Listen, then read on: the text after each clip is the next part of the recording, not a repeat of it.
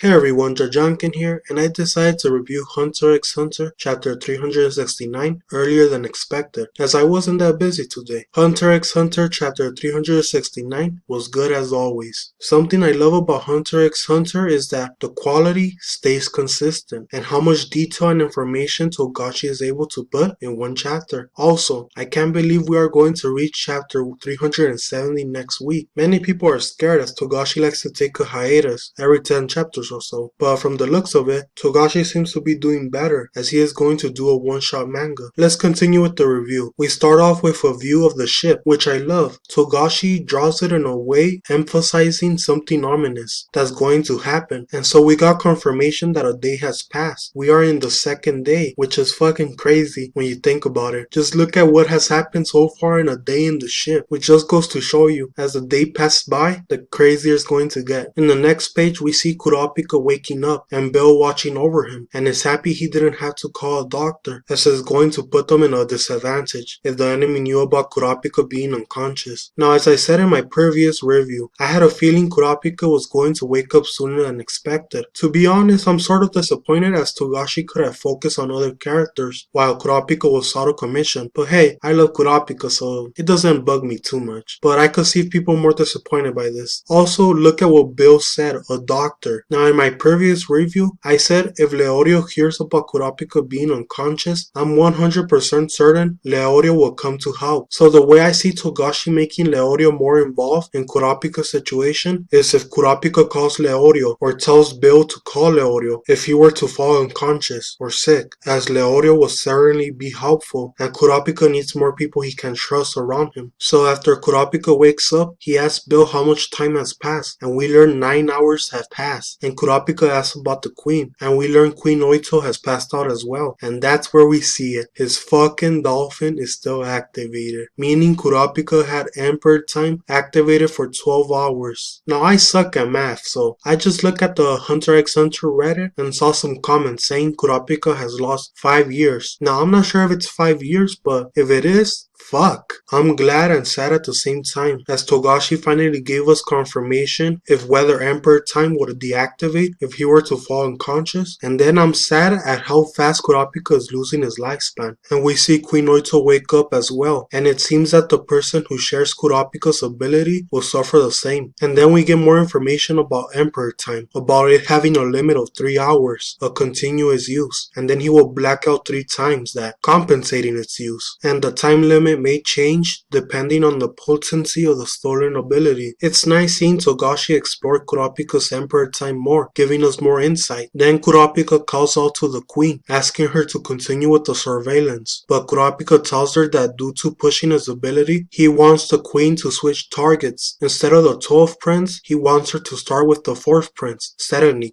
and the queen is worried about Kurapika not looking too good. Now I'm glad to see the queen really seems to care about Kurapika. It's interesting seeing Togashi develop a male and female relationship, as there aren't many. Also, I can't be the only one who likes the queen with her hair down. So after the queen asks Kurapika if he is alright, Kurapika responds saying he isn't sure, saying if I give the signal, he wants her to deactivate her ability. In the next page, that's when the queen asks Kurapika if spying on the 4th prince is another of his self-preserving tactics, with a sad or untrustworthy expression. It's hard to tell. Like I said before, Togashi really knows how to draw expressions. Now the queen clearly is worried about Kurapika, but the queen is worried about whether Kurapika's priorities come first. As we've seen before, the queen knows about Kurapika wanting to meet the 4th prince to obtain what he wants. Now we can understand the queen's perspective, as she has seen everyone is out to play the survival game. Now the answer Kurapika gives has to be a perfect response. I'm not going to read everything, but the short answer is that the 4th prince is the only one who they have no information on, and we see the queen is still skeptical of Kurapika, as like I said before, the answer was pretty perfect, making it seem as Kurapika is hiding his intentions. But that's when Kurapika kneels down, telling her, I understand your unease, and I am willing to repeat this as many times necessary. We are here to protect you and the prince, asking her to trust him. Now it's interesting to see how Togashi is developing Kurapika's character, to be honest. I don't think Kurapika is lying to Queen Oito. I'm certain certain Kurapika definitely wants to protect them. As chapters go by, we see Kurapika is putting his priorities second to protect the queen and the prince. It's nice seeing Kurapika develop more, learning to push his revenge to the side and actually gaining a purpose in life other than killing the Phantom Troop and getting the Scarlet Eyes. And that's when we see Wobo reaching out to Kurapika, and Kurapika asks Wobo, how about you? This is fucking adorable. And then we can see the queen lost all her suspicions. Now, like I said before, Togashi is doing a good job on developing the relationship. Now I can see Kurapika dedicating his whole life to protecting the queen and Wobo for the rest of his life, if he and the queen and the prince will survive. Kurapika finally having a place he can return to and call home. But to be honest, knowing Togashi, I doubt it. I have a feeling he's going to kill the queen or Wobo. Perhaps Kurapika, but I just can't see them having a happy ending considering where they are. So after the queen activates the ability and is searching for the fourth prince Serenik's room, that's where she sees his Nambies appearing. And like I said before, I will fucking piss my pants if I saw something creepy like that. So the Nambi sees the cockroach and Oito screams loudly, making the other bodyguards show up. Now like I said before, there is more to Bobby Mina, as he actually screamed, looking worried about the queen. Perhaps Bobby Mina has been swayed by her from the previous chapter. So Kurapika tells the bodyguard it's okay, it was just a nightmare, telling them to return to their stations. And the queen tells him what she saw. And Little Eye has been aborted. Kurapika tells her to release the ability. And yup, Kurapika wasted 9 hours without any results. And we see him almost falling down, seeing the physical strain for using Emperor time for so long. Now I wonder how long or just how much physical strength Kurapika has. For example, is he able to use his Nan, or how well can he move, etc. Hopefully Togashi answers more questions later on. Now this next scene has to be my second or first favorite moment of the chapter, as I really love the scene with Wobo reaching out to Kurapika. So Queen Oito asks Kurapika if he can teach her Nan as well, as she wants to increase her chance of survival and wanting to do more for Wobo. And that's when Kurapika tells her, forgive me, as he should have told her sooner. Queen Oito is already capable of using Nan, as his ability is essentially force. It forces awake lantern abilities in non-Nan users. Now to tell you the truth, I was expecting this, as we already knew Kurapika's ability was a force ability, forcing her aura nodes to open to allow her to use a stolen ability. Now I can see people getting mad at this, saying Togashi is giving Nan to everyone, but people seem to misunderstand something. Anyone can learn Nan in a short time, and Kurapika basically forced her aura nodes to open, which makes more sense as to why she learned Nan faster, as we've seen before with Gon and Killua and all the Chimera ants. But don't be mistaken, she is just capable of using Nan. She still has to work on her Nan to master it. She still has to learn the basics and the advanced moves. But still, I'm glad this happened, as this just confirms Togashi is planning on making Queen Oito more involved in this arc. I'm interested in seeing what category the queen falls into and what ability will she come up with, and I'm fucking excited to see what Togashi has in plan. So after that, some time passes. It's 9 AM and all the bodyguards from every prince assemble to learn and gain information on Kurapika. We see every bodyguard's intentions, seeing who is a pro hunter and who knows Nan, for example. The 13th prince bodyguard's job is to listen to everything and to check if he is teaching Nan correctly, and for the other bodyguards to learn Nan. The 11th and 10th prince send their maids, which is interesting, but I'm thinking it's precaution, as sending your bodyguards leaves you vulnerable to attacks. Next is the 9th prince, Hulkenberg's bodyguards, and we see that they have the feather in their arms as well, which is interesting and weird. If I were to guess what the feather does or means, is that it is protecting them, or the Nambies is telling Hulkenberg you can trust only these bodyguards of yours, which looks like it, as they seem nice and care about the prince, and their job is to find out what the feather means, and that he is willing to give out any information. Next is the 8th prince, who just wanted to get rid of his bodyguard for some reason, which is weird. Next is the 7th prince, who wants his bodyguard to investigate the actions of the other bodyguards. Now this is interesting. What this bodyguard says right here, just read it, as I don't want to read too much. To think he is able to tell this much with no information. His His instincts are amazing. I'm sure Togashi is planning something with this character. The 6th prince didn't send nobody. Same for the 2nd. Next is the 5th prince who wants Kurapika's brain, wanting him as an ally, even if it means bringing Wobo along with him, telling his bodyguards to persuade him. Now this was unexpected. I can't be the only one who has seen this as something sexual, but still, it's surprising. But hey, we all know Kurapika is really intelligent, but just goes to show you how much Kurapika is valuable. Next is the 4th prince, Sarendik, telling his bodyguards to learn Nen, and if they don't learn Nen in 2 weeks, you can kill them all. And of course this person is a psychopath, but still, I wonder how they're going to kill them all. They must have some sort of weapon, perhaps poison, who knows. Also, I want to say sorry for repeating next too much. Next is the 3rd prince who wants his bodyguards to keep tab on anyone who makes contact with Kurapika, as he is the key. And lastly, the 1st prince who is there to learn about Kurapika's Nen type and ability, and the others as well. Also, we learned something interesting about Nen, if you read this part here. Now I'm sure Togashi is going to make this important, so we keep our eyes focused, so we can learn for ourselves. And we get confirmation that 4 other people are pretending they don't know Nen. And Yurikov, hopefully I pronounced it right, he wants everyone to activate their abilities, as he can invoke his right to self-defense to kill them all. And it ends with this. Now I'm not sure if it's his ability, or if it's a person watching. I'm not sure, to be honest, because Togashi sometimes is unpredictable. So everyone, that's the end of the chapter. Another good chapter with amazing moments, more information. So far Togashi has been very consistent. Hopefully Togashi doesn't go on a hiatus next chapter, but I doubt it. I hope you enjoy the video, as they are fun to make, so have a great day.